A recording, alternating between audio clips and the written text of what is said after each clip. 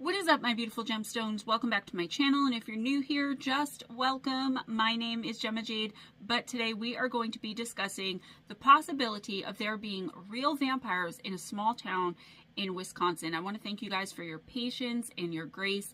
Since Halloween, I haven't put out a full pre-recorded video like this. I just needed a break, and I needed kind of to hit the reset button a little bit. But welcome to yet another video in my lifelong quest to find and search for real life vampires. Of course, I'm not talking about human beings who drink the blood of other human beings, but I am referencing the immortal, maniacal beauties we see so much of in our modern day culture. I don't think I've ever been in the presence, I don't think at least, of a real life vampire, but I have been wanting to find at least one for as far back as I can really remember. At first I thought New Orleans, Louisiana at night would be the best place to start my journey. But I recently came across some information that leads me to believe that there are, or at one time there were, vampires, or at least one vampire in a tiny town in Wisconsin, of all places. Mineral Point is in Wisconsin in the United States, and it's a very small rural place. There's almost no crime in this small hamlet, and the people who live there describe it as being a peaceful place where your neighbors are more like your family, everyone knows everyone else and their business, and a place where you can leave your doors unlocked at night while you sleep without any worry or fear at all that any harm would come to you. Mineral Point is Wisconsin's third oldest city and is known as such, and its rich history goes all the way back to when it was first settled in the year 1827. It went on to become a mining town for zinc and lead, and in the late 19th, early 20th century, once the new railroad had been built and was traveling right through the center of the town, it became a bustling commercial hub of wealth, activity, and the promise of great prosperity. Today, Mineral Point is more known to those outside of the town for its architecture and general and overall historical significance, and for those who enjoy history and would like to feel as though they've gone back in time to see what life was like when you lived it in the early 19th century, it's become a popular tourist destination as well. However, through the years, this sleepy little town has become more well known for something much darker and sinister than all of that combined. It's said there was, and could still be, a vampire phantom haunting Mineral Point, and though this specific place is known for a strangely large number of otherworldly entities haunting it and prowling its streets at night, the alleged vampire is what we will be focusing on here in this video today. Without anything else, let's jump right in. This is where I would normally thank my members, but I forgot to get a new list for this month's members. So I just want to thank everyone who is a member, and in the next video, I will start specifically acknowledging each and every member. Again, I just have to update my list because sometimes it changes very rapidly. Now, all of this seems to have started on the night of March 14th, 1981, when the local police were called to the Graceland Cemetery due to a number of reports flooding into dispatch about a strange-looking man being seen prowling around the cemetery and surrounding property. The man was described as being tall, thin, extremely pale, and it was also said he had been wearing a cape. Officer John Pepper was the first to arrive on the scene, and he said he immediately saw the stranger the moment he got there. He described the man as being, quote, a huge person wearing a black cape and with what looked like a white painted face. He was about 6'5" tall and ugly, end quote. Officer Pepper asked the strange-looking man what business he had in the cemetery at that late hour of the night, but in response, the stranger only turned and took off running at an incredibly high rate of speed. Pepper couldn't catch up with the man, but he thought that once the man and he reached the 6-foot-tall barbed wire fence that enclosed the property, the man would have no choice but to give up, or at the very least slow down, and he figured that's when he would be able to kind of catch up with him and put cuffs on him or talk to him or whatever. However, once they reached the fence, this guy took what was called, quote, a superhuman leap, end quote, and cleared the fence in one try, running off into the darkness of the night, into the city beyond the cemetery walls. More officers eventually did arrive, and they helped Pepper search the cemetery for clues. They were able to track the guy's footprints in the snow leading up to the fence. But, bizarrely, there were no footprints on the other side of it beyond the graveyard's gates. It was as though this phantom had taken the superhuman leap over the fence and either vanished into thin air immediately or flew off somehow into the night beyond. That was the first night the police were called out to investigate the sightings of this strange and quote-unquote ugly-looking stranger, but it certainly wouldn't be the last, and in fact was only the beginning of a string of calls that would come into dispatch of the local police station in the following weeks.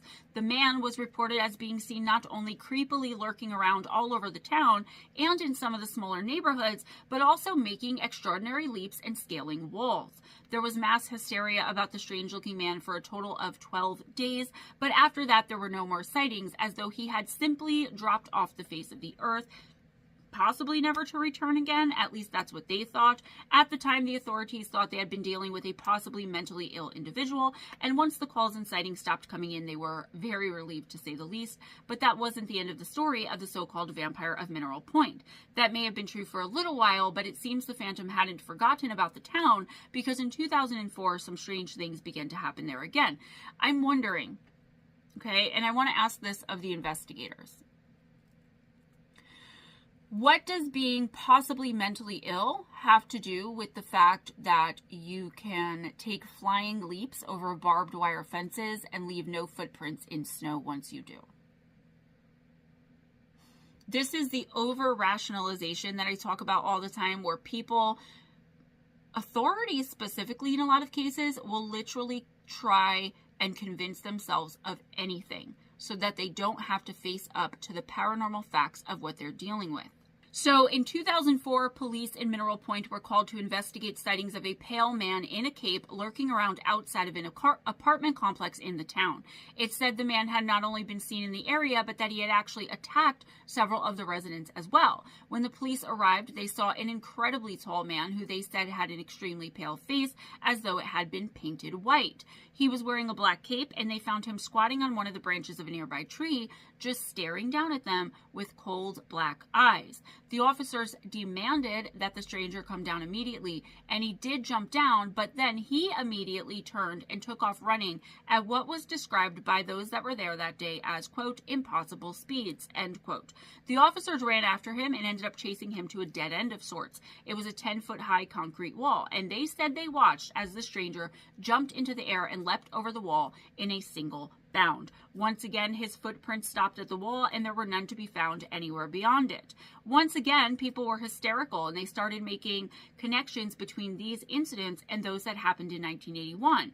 The local news was once again talking about the so-called vampire of Mineral Point. However, and once again, the sighting stopped right after this one. I was never able to find out how this man or being allegedly attacked the residents, as was reported. But obviously, as far as I could tell anyway, he wasn't drinking their blood or anything like that. But I wonder if he was messing with them and giving chase or something like that to kind of drink in the fear of those same residents. I always thought that the drinking of the blood was possibly a metaphor, though I do go back and forth with myself on that theory. But if it's true, it would make sense why he was just lurking and scaring the hell out of people. Because let's be honest, if he was chasing them for real, he would have easily caught them. It seems the vampire laid low for about 4 years after those sightings, because in 2008, it would all start all over again. On March 14th, 2008, so 27 years to the date that the original report started flooding in back in 1981, a guy named Brandon Hines was out with his girlfriend Jamie Marker, and they had been fishing off of a pier at Ludden Lake when they started hearing strange noises coming from directly under where their feet were dangling over the edge. This gives me the creeps. The noises were coming from somewhere under the pier itself, and neither of them could place what the odd sounds were. The couple described the sounds as being like, quote, like something was using the boards of the jetty for a ladder, climbing along it underneath us, end quote. I wrote, oh my God, that just gave me literal chills. Imagine it in your head. Something is underneath you, looking up at you, just crawling. No thanks. So Brandon initially thought this was more than likely some sort of wild animal, and he began to stomp on the boards with his feet in an effort to try and scare it away. This would turn out not to be any sort of animal at all, as I'm sure y'all have guessed. It was something far worse and far more bizarre. I found a news report from back then that discussed what the couple had reported later on, and it said in part, quote, Hines began stomping the boards believing it was some kind of animal and hoping to scare it away. He aimed his flashlight between the cracks of the boards when he and Marker heard water splashing down towards the other side of the jetty. Hines shone his flashlight towards the sound to see what he reported to be a figure with dark hair and a very pale face pulling itself up onto the jetty, end quote. Hines and Marker stood in shock as this figure began to rise to its feet. Marker turned and ran up the path toward Hines's vehicle as Hines kept his flashlight aimed at the figure. Quote, it was wearing some kind of Dracula-looking cape and a suit. Sort of, end quote, Hines stated, and Marker backed him up and claimed the same thing. Hines threw his flashlight towards the figure and ran up the path after Marker, who was already in the vehicle with the doors locked. She was not playing around. She even locked her boyfriend out of the car. As Hines started the vehicle and began leaving, Marker saw out of the passenger window that the figure was coming up the path at a run, and she screamed for her boyfriend to hurry up. The couple drove to the Mineral Point Police Department and made a statement directly after. A patrol unit in the area of Ludden Lake investigated the area where Hines and Marker had been, but they didn't find anyone. Hines and Marker returned the next day to retrieve their belongings with everything accounted for except for Hines's flashlight. Quote, whoever it is, they can keep it, end quote, Hines said. I bet. It's hard to really know what's happening here, guys, because there's been no other reports, like, on a record since the one I just read for you all. But that one was absolutely terrifying if you believe what that young couple had to say. I definitely believe them. And one of the reasons I believe them is because I highly doubt that they knew much, if anything at all, about all of the other sightings that had been had of this same entity or man throughout history in that town. I also wonder if there were reports of this thing before 1981, but they just haven't come to light yet, or they haven't been documented. I'm going to keep digging for sure because I would like to know, like, when did this actually start? Because I don't think there's any way it started in 1981. I just have that instinctual gut feeling, you know what I'm talking about? That, like, vampires are ancient creatures. If we are to believe that they're real, and I definitely do, they're ancient creatures. So this probably goes a lot further back in time than 1981. In my opinion, anyway. In my educated, semi-expert opinion. I am always so fascinated by all of the different accounts of real people who have allegedly encountered vampires throughout the ages. And I wonder if there are all different types of vampires out there. I remember reading this series of books called Vampire Academy. And they did have, like, different tier of vampire. So what they called Strigoi, this is not what Strigoi is, but this is what they called it in the book. The Strigoi were completely demonic, right? So they had no attachment or connection to their human life. They were basically zombified killing machines. But then you had, like, the in-between ones that were, like, half in and half out. I don't remember what they were called. I read these books 11 years ago. And then you had, like, just the vampire who was, like, you know, active up here, able to make reasonable decisions, etc. So this particular entity was described nearly identically to the encounter I told you all about with the little boy who had been camping with his mother, her boyfriend, and his best friend, and he saw a vampire in the woods. And after thinking he was being ridiculous, the boyfriend and best friend saw the same thing later on. That is, I think, in one of the listener encounters videos that I very recently did. The cape, the black eyes, the pale skin, that looks like it could have been painted on. It all matches up. Then I've had the reports of other alleged vampire sightings where mostly they look like regular people, but dressed as though they are from a different time period or era and always in very expensive looking and fancy upscale clothing. Those reports mainly come from New Orleans and other areas in Louisiana. So could it be that the way they dress just varies by reason, or the type of vampire they are varies by region? Is it like the Interview with the Vampire series, not the movie, but the series, where depending on where you are and what's going on in that community and with those people is how valuable the blood will be? So if you're in an area, say, with a war, the blood of the people who are constantly fearful of the war is going to be kind of like bad blood and can turn you into this sort of monstrous beast. Whereas if you were to be in suburbia America, you'd be just fine. I mean, for some of y'all, you're going to be like, Gemma, you're reaching. But I think a lot of you, particularly on this channel and in this community, will understand at least where I'm going with that, even if you don't necessarily agree with my ideas. I mean, I honestly have no actual idea, but I've been racking my brain trying to figure it out since I came across these encounters a little while ago.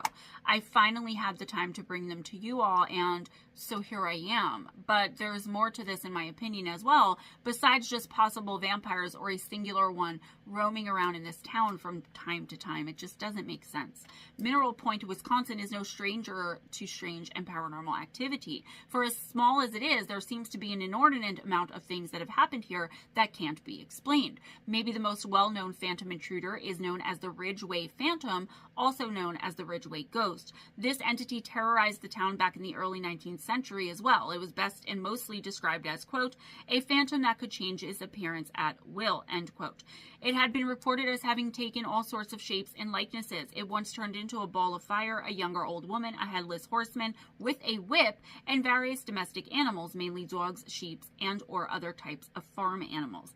It would take these various forms and roam around town chasing people, and the town was thrown into such a frenzy at one point that everyone in it armed themselves with guns and other weapons just in case they were the next to get a visit from the entity. It got to the point where no one would go out once the sun set. Most people in the town thought that the Ridgeway Ghost had something to do with two brothers in the town who had been murdered in a drunken brawl in a bar in the 1840s. It's said to appear on a cycle every 40 years or so. Right around the same time as the first ever known sighting of the Mineral Point vampire in the 1980s, a local sheriff and several of the people in the town witnessed a bright light directly over all of Mineral Point. The anomaly was described as, quote, appearing to be motionless, then it took off at a high rate of speed, making no sound at all, and leaving the town in darkness once again, end quote. Within that same decade, the 1980s, there was a woman who was terrified and came forward saying she had seen a werewolf running through the woods, and it had been in the middle of transitioning from one form to another while she watched in horror as it did so. She said it looked like a wolf running on two legs into a building before it grabbed at a handrail, and while jumping over that handrail, it morphed completely back into human form and ran naked into the darkness of the woods and of the night. At least 15 or 20 other people in town saw that same transitioning werewolf that night as well. Could there be some sort of connection between the vampires, werewolves, and UFOs sighted in this small town throughout the centuries, or at least the past few decades? Sure, there could be, but I won't even begin to pretend to know what that connection is, possibly could be, or if there even is one. I know a lot of skeptics will immediately say that the so-called vampire was just a man in a mask or a teenager playing a prank, but black contacts that covered the entire eye weren't widely available, and they also weren't cheap in the 1980s, not to mention the inhuman feats the thing always seemed to accomplish right in front of the eyes of witnesses, and these witnesses weren't like just your average citizen. A lot of police officers, sheriffs witnessed these things. I believe it's possible that a UFO was hovering over the town, maybe even looking for these entities, meaning the werewolves and the vampires, or perhaps its presence and the fact of it simply having just been there changed something in the energy of the town and made it so it attracts these specific types of supernatural beings. Have you guys ever heard of Mineral Point? Have any of you ever been to Mineral Point, Wisconsin? What do you all think about everything I just told you here today? Let me know in the comments below, please. And as always, thank you for watching. That's all I have for you today, guys. Please give this video a big thumbs up if you enjoyed the content, if you enjoyed spending this time with me. Spread the love by sharing this video. Subscribe, please, if you haven't already. My sub count is slowly rising, but you know, subscribe. If you've watched several videos and you're not subscribed, we're already going together, so let's just make it official, all right? Also, make sure you leave a comment. I don't care if you comment a gemstone. I don't care if you comment any emoji, right? Just comment something to help me with the algorithm. Please like the video, guys. I put a lot of hard work, effort, and energy, and that's one of the reasons I kind of took the break I did, because it's, you know, this one video I'm doing right now takes me anywhere from 8 to 10 hours from start to finish. Researching, scripting, editing, right, the script, filming, editing the filming, uploading. All right. So, you know, a lot of work does go into it. So I do appreciate it when you guys watch it all the way through. If you stop halfway, it does, even if you go back later, it does count as someone really not caring for the video and not watching all the way through. So I do appreciate that. Guys, check out the description box for some important links. Christmas is coming. I live off of donations. Please try to keep that in mind. And I do a lot of hard work. So PayPal, Cash App, my Amazon wish list gift links. I'm also willing to barter. So if you want to get monthly readings from me, but you don't have PayPal or Cash App or just aren't comfortable donating money in that way, which a lot of people aren't, you can send me a gift from my wish list in exchange for readings. Also, let your friends know, people that might be interested in readings. I still do the video readings. I'm back on video chat readings now.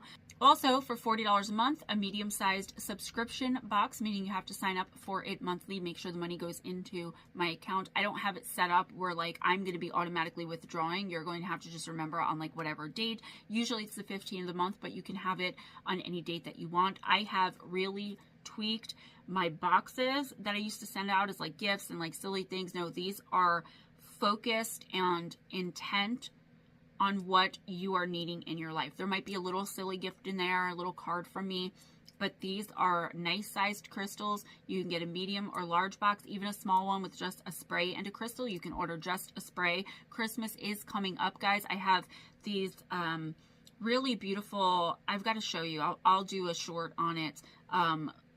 Specially crafted bottles, not just the regular brown bottles, with like butterflies on them. I'll show them to you guys. So please consider ordering. I could really use the money. Like I said, Christmas is coming. If there's anything else, if you want to send me your encounters, if you want to get an autographed copy of any of my books, GemmaJadeParanormal@gmail.com for any and all correspondence.